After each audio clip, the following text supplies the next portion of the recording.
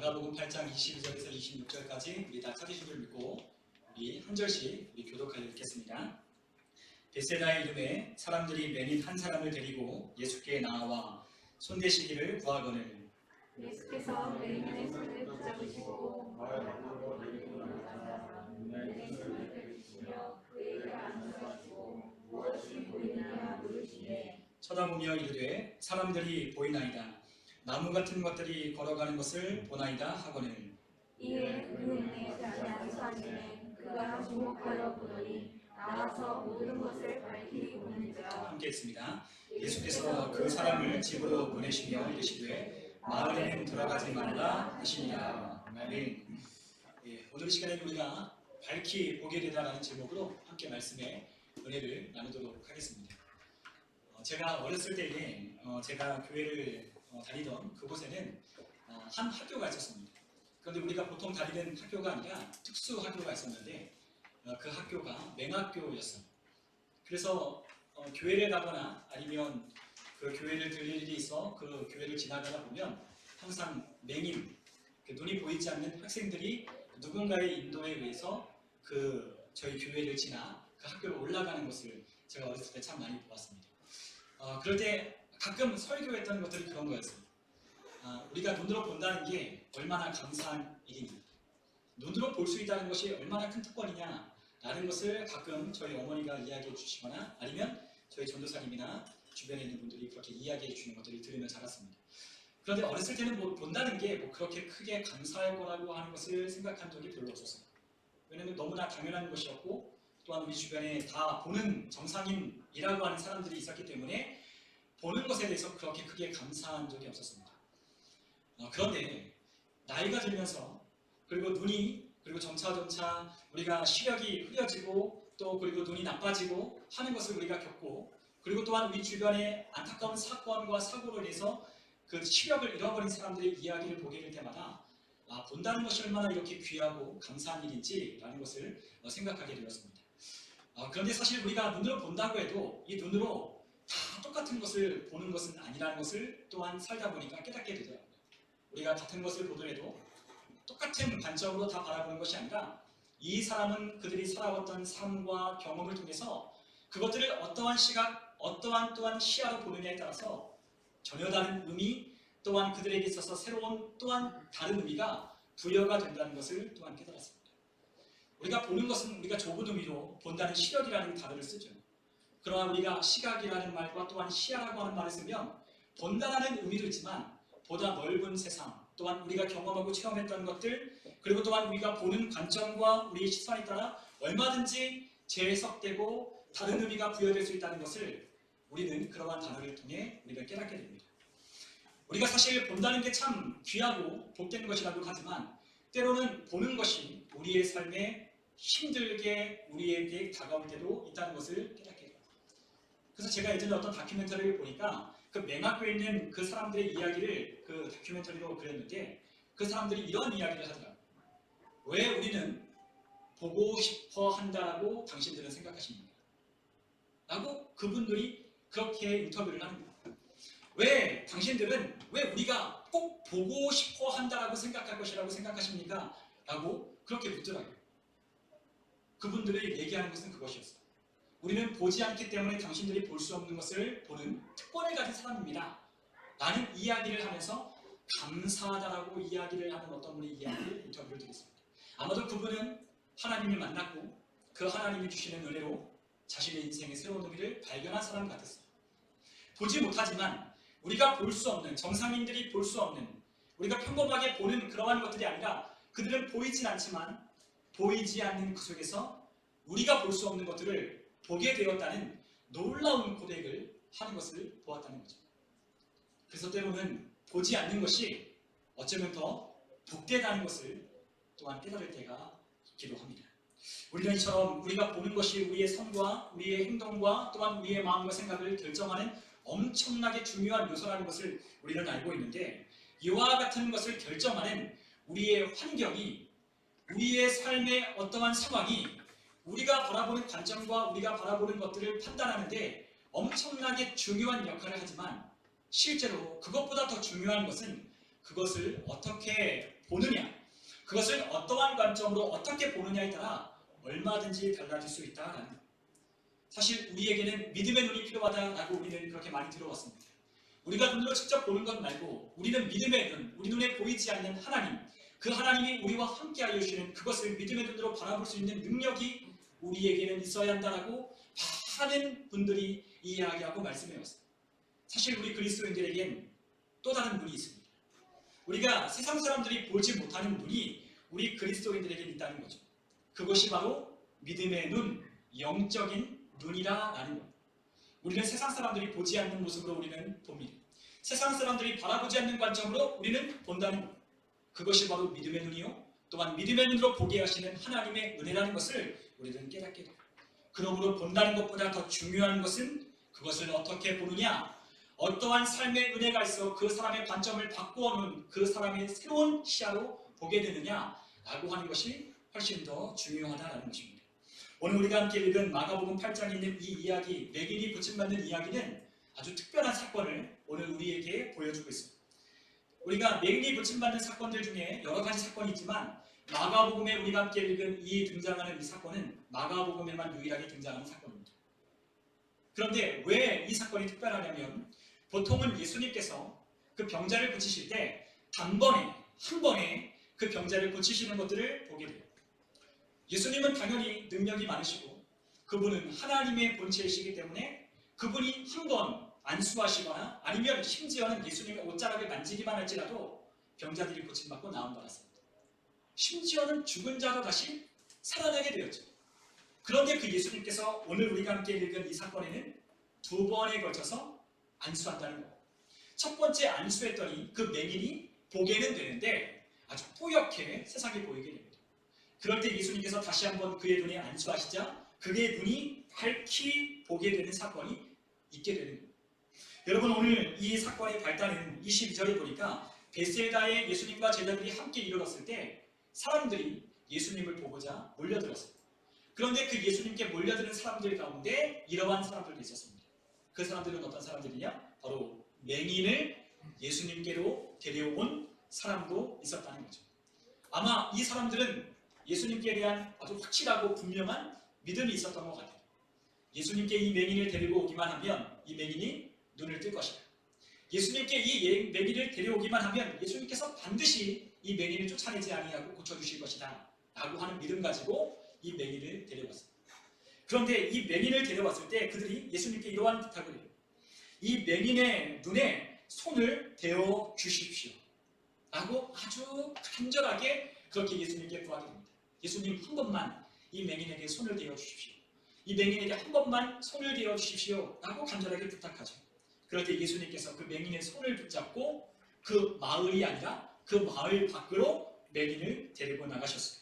그리고 그의 눈에 침을 뱉으시고 그의 눈에 손에 안수를 하십니다. 그럴 때 예수님께서 그 맹인에게 23절에 보니까 무엇이 보이느냐라고 물었어요. 자, 예수님께서 그렇게 무엇이 보이느냐 물으시니 그 맹인이 예수님이 말씀하시는 그 사건 이후에 쳐다보기 시작합니다. 그런데 그 눈이 떠져 있었지만 보지 못했던 그 맹인의 눈이 점차 보이기 시작하는 거예요. 그런데 어떻게 보이느냐? 사람들이 마치 나무가 걸어다니는 것처럼 보였다는 거죠. 아마도 이 맹인은 전에는 눈이 보였던 사람인 것 같아요. 그러니까 나무가 어떻게 생겼는지 그것을 알았던 사람인 것 보니까 아마 후천적인 어떤 사건과 사고를 통해서 이 시력을 잃어버렸던 사람 같습니다. 어쨌든 이 사람이 예수님이 안수하여 주시자 눈이 보게 되는 거예요. 그런데 정확하게 아주 분명하게 뚜렷하게 보이는 게 아니라 아주 흐릿하게나마 보이기 시작해요. 그래서 사람들이 막대기 같은 나무들이 막 움직여 걸어다닙니다 라고 그렇게 예수님께 대답했어요. 그럴 때 예수님께서 어떻게 하셨냐? 가라고 한 게 아니라 다시 그의 눈에 또다시 손을 대어 안수하여 주시는 거예요. 그럴 때 그가 주목하여 보더니 나와서 모든 것을 밝히 보는지라 라고 그렇게 오늘 성경은 기록하고 있습니다. 자, 예수님께서 한 번에 이 맹인의 눈을 열어 보여주실 수도 있었어요. 그런데 이 맹인의 눈을 두 번에 걸쳐 안수하시면서 그의 눈을 밝히 보여주십니다. 예수님이 능력이 없어서가 아니라 아니면 이 맹인이 믿음이 없어서가 아니라 예수님께서는 뭔가 특별한 의도하신 바가 있었기 때문에 지금 두 번에 걸쳐서 안수를 하셨던 것 같아요. 여러분, 예수님은 앞에서도 말씀드렸지만 그분이 말씀만 하시면, 그리고 그 말씀대로 순종하기만 하면, 그리고 또한 옷자락을 만지기만 할지라도, 손을 대기 할지라도 그 병자들이 고침받고 나음받고 죽은 자가 살아났습니다.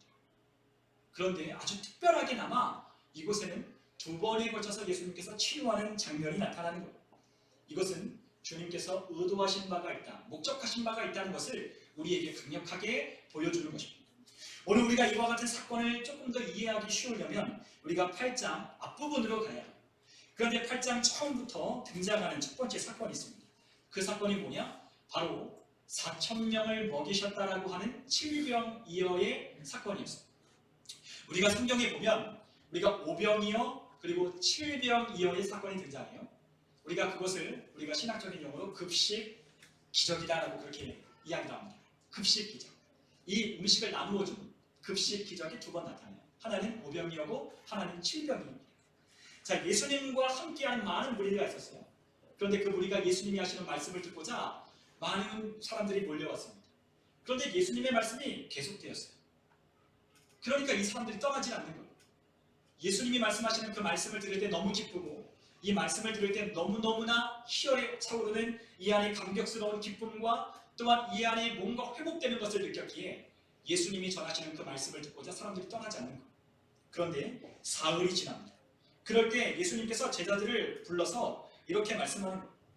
이 불쌍한 무리들이 기진에서 이제 먹을 것이 없어서 굶어 배를 졸이고 있는데 이들에게 먹을 것을 좀 주었으면 좋겠다.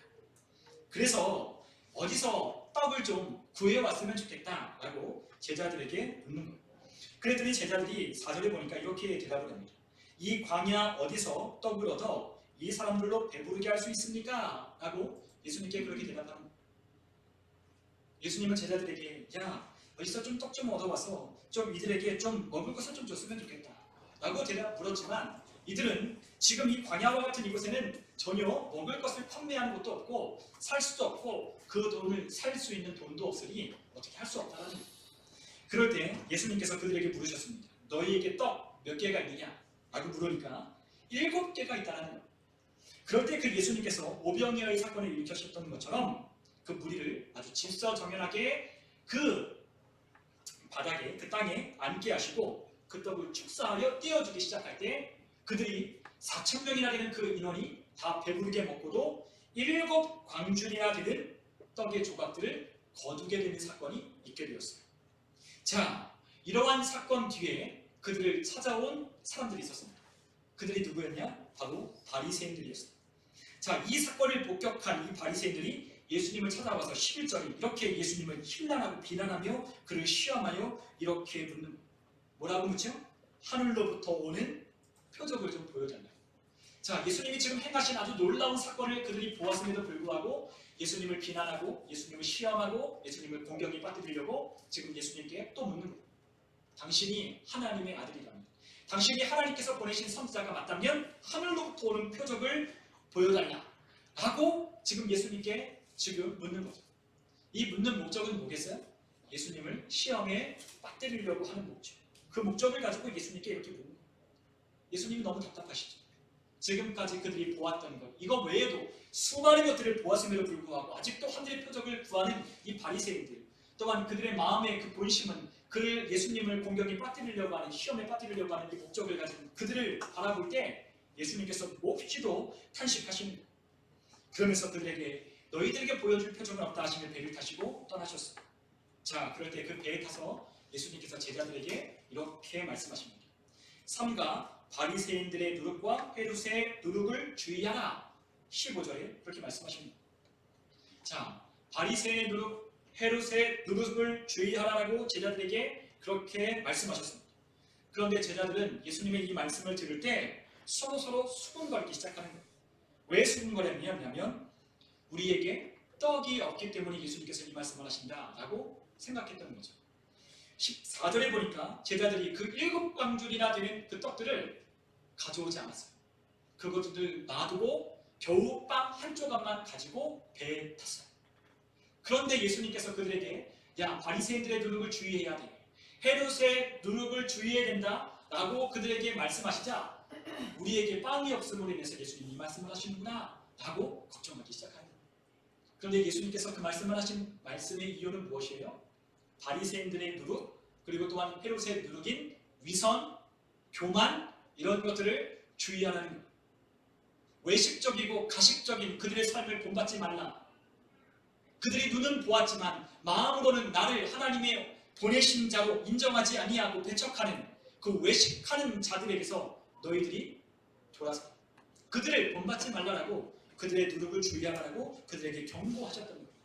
그런데 이들은 그 예수님의 의도를 알아채지 못하고 단지 빵이 없기 때문에 예수님이 저 말씀을 하시는구나 라고 생각하며, 야, 우리가 빵을 안 가져왔으니 예수님이 우리를 책망하시지는 않는가? 야, 이것 때문에 예수님이 지금 뭐라 하실 것 같아? 그거 왜 안 챙겨왔냐고 우리를 책망하실 것 같아? 라고 서로 수근수근하기 시작하는 거예요. 그러니까 예수님께서 그들에게 이렇게 말씀하십니다. 17절에 보니까 이렇게 말씀하셨어요. 우리 한번 17절에 있는 말씀을 한번 같이 한번 읽어보죠. 함께 읽습니다. 예수께서 하시고 이르시되 너희가 어찌 떡이 없으므로 수근거리느냐? 아직도 알지 못하며 깨닫지 못하느냐? 너희 마음이 둔하냐? 라고 예수님께서 그들을 책망하기 시작합니다. 18절에 보니까 너희가 눈은 있어도 보지 못하며 귀가 있어도 듣지 못하느냐? 또 기억하지 못하느냐? 라고 말씀하셨습니다. 이 18절에 있는 말씀은 이사야서 6장 9절에 있는 말씀을 인용하는 것. 이사야서 6장 9절에 있는 말씀은 이렇게 기록되어 있습니다. 여호와께서 이르시되 가서 이 백성에게 이르기를 너희가 듣기는 들어도 깨닫지 못할 것이요 보기는 보아도 알지 못하리라 하여 라고 하는 이사야서 6장 9절에 있는 말씀을 가지고 그들을 책망하시는 거예요. 너희들이 본다고 하는데 깨닫지 못한다는 거죠. 귀가 있어 듣는다고 하는데 알아듣지 못한다는 거예요. 그러면서 그들에게 질문하기 시작했어요. 19절에 보면 내가 떡 5개를 5,000명에게 떼어줄 때에 조각 몇 바구니를 거두었냐? 라고 하니까 제자들이 뭐라 하죠? 12바구니 거두었습니다. 그리고 또 물으셔요. 또 7개를 4,000명에게 떼어줄 때에 조각 몇 광주리를 거두었느냐? 라고 물으시니까 그들이 또 7입니다. 라고 대답을 해요. 그러면서 예수님께서 그들에게 뭐라고 하시죠? 이르시되 아직도 깨닫지 못하느냐. 자, 예수님께서 이 말씀을 하신 것은 무슨 의미겠어요? 야, 빵이 없는 것 가지고 걱정할 게 아니라 너희와 함께 배에 탄 나는 이 놀라운 이적, 기적을 행한 하나님의 보내신 그분의 아들이야. 나는 메시아야. 나는 그리스도야. 야, 너희들이 나와 함께 다니며 이 많은 이적과 표적을 보았는데도 너희들이 빵 조각 하나 없어서 걱정하고 쩔쩔매냐? 예수님께서 그 말씀을 하시는 거예요. 야, 너와 함께 다니는 내가 누구냐? 너희들이 믿는 나는 누구냐? 라는 것을 예수님께서 그들에게 계속해서 알기를 원하시는 거예요. 바로 옆에 예수님이 계심에도 불구하고 그들은 단지 빵이 없어서 그들은 걱정하고 염려하는 거죠. 그러니까 예수님께서 답답하신 거예요. 야, 내가 너희들과 이렇게 오랫동안 다녔는데도 너희들이 그것 때문에 걱정하는 거, 야, 아직도 깨닫지 못한 거야. 너와 함께하는, 너희들과 함께 다니는 나는 하나님의 본체이신 그리스도요, 메시아요, 하나님의 아들이야 라고 말씀하시는 거예요. 그런데 그들은 아직도 그분의 옆에, 자기들 옆에 계신 함께 다니시는 동거동락했던 그 예수님이 누구신지를 알지 못하는 거예요. 고백은 하기는 했지만 보기는 보았지만 그때뿐인 거죠. 정작 중요한 사건 앞에서, 정작 이 엄청난 자기들의 어떤 문제가 드러나고 이러한 환경과 상황 앞에 두려워하고 염려하는 거예요. 그러한 이들에게 예수님께서는 뭔가 의도를 가지고 이 맹인을 고쳐주신 거죠. 여러분, 예수님께서 맹인을 2번에 걸쳐서 고쳐주신 것이 바로 이 제자들에게 깨닫게 하기를 원하여서 이들을 고쳐주신 거예요. 예수님은 이 맹인이 한 번에 그의 눈이 떠진 것이 아니라 2번에 걸쳐서 그 맹인의 눈이 열려 밝히 보게 되는 사건을 통해서 이 제자들에게도 영적인 눈이 열려지기를 원하셨던 거죠. 여러분, 우리의 눈이요, 본다고는 하지만 우리가 온전한 것을 보는 것은 아닌 거예요. 여러분, 사람마다 다 보는 관점이 다르고 또한 삶의 경험과 체험을 통해서 보는 시야와 시각이 다 다릅니다. 그런데 똑바로 보게 되는 때가 있어요. 우리가 온전한 것을 깨닫게 되고 알게 되는 그때가 있습니다. 그때가 언제냐? 바로 하나님의 은혜가 우리의 삶 가운데 임재하게 될 때, 하나님의 은혜가 우리의 삶 가운데 다가올 때 우리는 비로소 온전히 보게 되더라라는 거예요. 여러분, 우리가 하나님의 은혜를 경험하면 우리의 삶을 보는 관점이 분명 달라지게 됩니다. 여러분, 우리가 보던 지난날의 관점과 하나님의 은혜를 경험하고 난 뒤에 바라보는 관점은 전혀 다른 겁니다. 똑같은 풍경을 보더라도, 똑같은 상황이 맞닥뜨리더라도 하나님의 은혜를 경험하고 난 뒤에 그 사건을 마주하게 되는 우리의 관점은 전혀 다르게 되어 있다는 거죠. 마치 예수님께서 그 맹인의 눈을 첫 번째 안수하여 주셔서 그의 눈이 흐릿하게 보이는 것처럼 하나님의 은혜가 우리 눈에 안수하여 우리 눈에 뜨게 됐을 때 우리도 이처럼 보게 됩니다. 어쩌면 지금 우리가 보는 것도 완전하지 않을 수도 있어요. 그러나 예수님은 우리의 눈이 온전하게 하나님이 보시는 그 관점으로 우리가 볼 때까지 우리 예수님은 계속해서 2번이고 3번이고 10번이고 100번이고 우리의 눈에 안수하여 주실 것입니다. 그분이 우리의 삶에 은혜를 주시는 이유는 우리가 이것을 깨닫기를 원하시기 때문인 거예요. 하나님이 우리에게 은혜를 주실 때 우리는 인생을 새롭게 다시 시작할 수 있어요. 여러분, 우리가 앞에서도 우리가 은혜라고 하는 찬양을 불렀지만, 그리고 또한 우리가 11월 우리가 3주 동안 다니엘 기도를 했지만, 그 다니엘 기도에 간증을 하는 많은 사람들의 이야기는 바로 이와 같은 이야기를 하는 거예요. 그들의 인생 가운데 닥치게 된 고난, 환난, 그리고 또한 그들의 인생에 해석되지 아니하는 많은 문제들이 하나님의 은혜를 만나게 되고 체험하게 되고 겪게 되었을 때 그들의 인생은 다시 그것들을 바라볼 관점과 시야가 열리게 되었다는 거죠. 지난달에 그것이 감사가 아니었어요. 그러나 하나님의 은혜가 우리의 삶 가운데 임재하게 될 때 우리는 그것을 감사의 조건으로 하나님 앞에 고백하기 시작하더라는 거죠. 여러분, 그것을 가능케 하는 것이 바로 하나님의 은혜입니다. 여러분, 하나님의 은혜는 우리를 다시 보게 합니다. 여러분, 우리에게 하나님의 은혜가 무엇일까요? 우리에게 뭔가 좀 우리가 답답해하는 일들을 열어주는 것, 그것을 은혜라고 할까요? 아니면 우리에게 물질적인 것들이 좀 채워지면 하나님의 은혜라고 할까요? 아니면 우리가 원했던 그 스펙을 가지면 우리가 하나님께 은혜를 받았다고 할까요? 그것이 은혜가 아니라 그것을 새롭게 하고 새롭게 보게 하는, 우리의 인생 자체를 새롭게 보게 하는, 새롭게 시작하게 하는, 새로운 마음가짐으로 우리의 인생을 다시 살게 하는 그것이 바로 하나님의 은혜입니다. 우리가 앞에서 말씀드렸던 것은 하나님의 은혜의 부산물일 뿐입니다. 하나님의 은혜를 통해 주어지는 결과일 뿐입니다. 그러나 하나님의 은혜는 우리 인생 자체를 새롭게 하는 거예요. 여러분, 우리의 삶이 아무리 달라져도 우리의 관점과 시야가 바뀌지 않으면요, 어느 순간 똑같아집니다. 바뀌지 않으면요, 똑같아져요.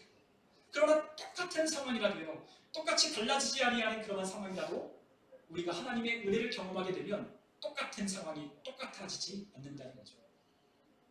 여러분, 그거 아십니까? 오늘 우리 아이들에게도 그런 이야기를 했지만 우리가 가끔 비가 개인 후에 보게 되는 무지개가 있어요.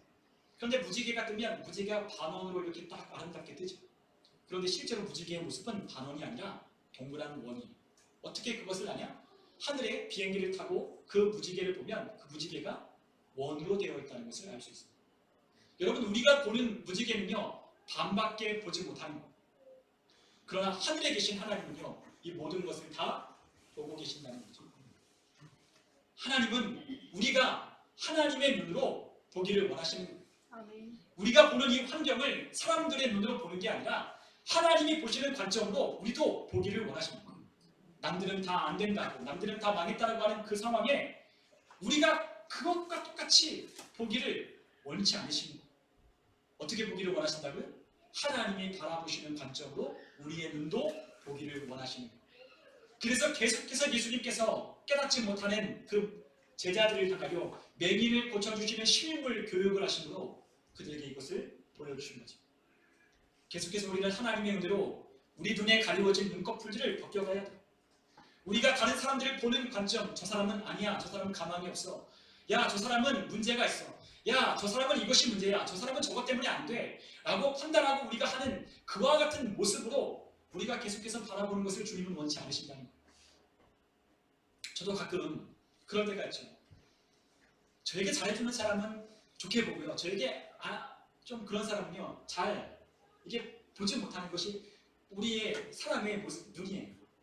사람은 다 자기중심적이기 때문에 그러니까 자기에게 잘해주면 잘 보이고요. 자기에게 좀 섭섭하게 하면 그 사람을 찌그러지는 눈으로 봅니다. 우리는 그 사람을 볼 때 우리의 기준, 우리의 잣대로 그 사람을 평가하고 그 사람을 우리는 결론을 내리지만 하나님은 결코 그 사람을 그렇게 보시지 않는다는 거예요. 하나님이 지으신 창조하신 하나님의 걸작품, 하나님의 형상과 모양을 따라 지음받은 그 사람을 하나님이 보시는 눈으로 우리도 보기를 원하시고 또한 하나님이 창조하신 이 세상을 우리도 아름다운 눈으로 또한 복된 시각으로 우리가 바라보기를 원하신다는 거예요. 비록 우리가 바라볼 때 이 세상은 죄악으로 멸망할 세상이지만 그럼에도 불구하고 하나님이 보시는 이 세상은 구원해야 될 대상인 거죠. 그렇기 때문에 우리가 이 세상을 비록 죄는 미워하되 이 세상을 사랑했던 주님의 마음을 가지고 우리가 그 세상을 향하여 들어가야 되는 거예요. 우리가 직장에서 일터 가운데서 얼마나 믿지 않는 자들과 우리가 많이 부대끼며 삽니까? 우리가 이해하지 못하는 믿지 않는 자들의 사고방식이 얼마나 많아요. 조그만 것 가지고 다투고 조그만 것 가지고 실랑이를 벌이고 그리고 싸우지 않을 것 가지고 그거 가지고 그거 하나 가지고 그거 하나 얻고자 얼마나 아둥바둥하느냐는 거예요. 우리가 보기에는 그냥 양보하면 될 것 같은데 그냥 미안하다고 한 번 하면 될 것 같은데 이 세상 사람들이 살아가는 방식은 그렇지 않아요. 그렇게 살다 보면 우리도 그 사람들을 향하여 우리도 하나하나씩 우리의 마음의 문을 닫을 때가 있어요. 아, 저 사람들은 안 돼. 야, 저 사람들은 전혀 상종할 바가 못 돼. 라고 우리는 마음의 문을 닫아 보이지만 우리 주님이 보시는 눈은 또 다를 수 있다는 거예요. 여러분, 환경도 그렇습니다. 우리가 보기에는 안 될 것 같지만 하나님이 보실 때에는 우리 주님이 주시는 능력 안에서 모든 것을 할 수 있다고 고백했던 사도 바울처럼 내게 능력 주시는 자 안에서 내가 모든 것을 할 수 있다고 고백했던 사도 바울처럼 우리에게 그러한 믿음으로 그런 눈으로 바라보기를 우리 주님은 원하시는 거예요. 그러려면 우리에게 무엇이 필요하냐? 하나님의 은혜가 계속해서 필요합니다. 여러분, 하나님의 은혜는 한 번으로 끝나는 게 아닙니다. 우리가 구원받은 그 순간에만 하나님의 은혜가 우리에게 부어지는 것이 아니라 우리가 하나님의 은혜를 갈망하고 우리가 그 하나님의 은혜를 찾고 구할 때마다 하나님은 우리에게 은혜를 주신다는 거예요.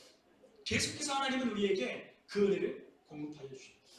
하나님을 만날 만한 자, 하나님을 찾는 자, 하나님께 그 은혜를 구하는 자에게 하나님은 은혜를 주신다고 약속하셨습니다. 은혜는 하나님을 만나는 거예요. 특별할 것 없는 우리의 일상에서 하나님의 임재, 하나님의 동행하심, 하나님이 나의 삶과 함께 하심을 경험하는 거예요. 저희는 몰랐지만 하나님이 나와 함께 하여 주시는 것들을 삶 속에서 깨닫고 알아갈 때 우리의 인생에 바라보는 눈은 전혀 다른 것들을 보게 됩니다. 여러분, 하나님의 은혜는요 이렇게 보는 거예요. 전에 우리가 볼 때는 흑백으로 보았다면 하나님의 은혜가 우리 눈에 임재하고 하나님의 은혜가 우리 가운데 끼쳤을 때 우리의 눈이 흑백으로 보는 게 아니라 총 천연 색깔로 보이게 되는 거예요. 여러분, 텔레비전을 여러분들 구입해 보셨으면 알 겁니다. 이전의 텔레비전과 요즘 텔레비전은 엄청나게 다르죠. 요즘은요 색감이요 거의 사람의 눈을 보는 것과 근접하도록 아주 생생하게 텔레비전이 나와요. 그래서 뭐 HD, 요즘은 HD TV도 넘어서 뭐 4K, 뭐 5K 하는 그런 같은 엄청난 그 화질을 자랑하는 TV들이 나옵니다. 그 TV를 바라보고 있으면요 저 TV를 좀 갖고 싶다라는 생각을 하게 돼요. 저도 가끔 그런 대형마트를 가게 되면 저희는 TV가 없지만 그 TV를 좀 사고 싶은 마음이 들 때도 있어요. 가끔가다 이 조그만 이 태블릿으로 뭐 그런 것들을 보게 되는 그게 아니라 좀 이따만한 걸로 좀 생생하게 좀 보고 싶은 그런 마음이 들거든요. 그런데 그것을 바꿔본 사람들은요 얼마나 좋은지 알아요. 전에 있던 것과 새롭게 바뀐 4K, 5K로 보는 것은요 전혀 다른 세계입니다. 여러분, 마찬가지로 우리 인생이 흑백처럼 보이는 게 그리고 희미하게 보이던 게 아주 컬러풀하게 보이는 것, 총천연색으로 사실에 근접하게 보이는 것은 전혀 다른 세상인 거죠. 여러분, 하나님의 은혜는요 이런 거예요. 여러분, 그 은혜를 경험해 보셨습니까? 여러분, 우리가 예수님을 만날 때 우리가 구원받았을 때 우리에게 그러한 총천연색으로 우리의 인생이 펼쳐지는 것들을 경험하게 된다고 많은 사람들이 이야기를 해요. 우리가 여태까지 똑같이 보았던 게 하나님의 은혜를 받고 보니까 전혀 다르게 보여요. 이제는 살만한 세상이 됩니다. 이제는 살아볼 만한, 기대를 걸어볼 만한, 소망을 걸어볼 만한 인생이 되는 거예요. 이 세상 때문에? 그게 아니죠. 이 세상이 아니라 나와 함께 하시는 하나님이 이 세상 가운데 나를 보내셨기 때문에 그것을 새롭게 보는 거예요. 여러분, 우리 인생이 뿌옇게 보이십니까? 우리 인생이 희미하게 보이십니까? 그러면 하나님의 은혜가 필요합니다. 우리의 인생이 뭔가 앞이 가로막혀 있는 것처럼 보입니까? 그러면 하나님의 은혜가 필요한 거예요. 그런데 하나님의 은혜가 우리 가운데 임한다 할지라도 우리가 바라고 원했던 것은 이루어지지 않을 수도 있어요.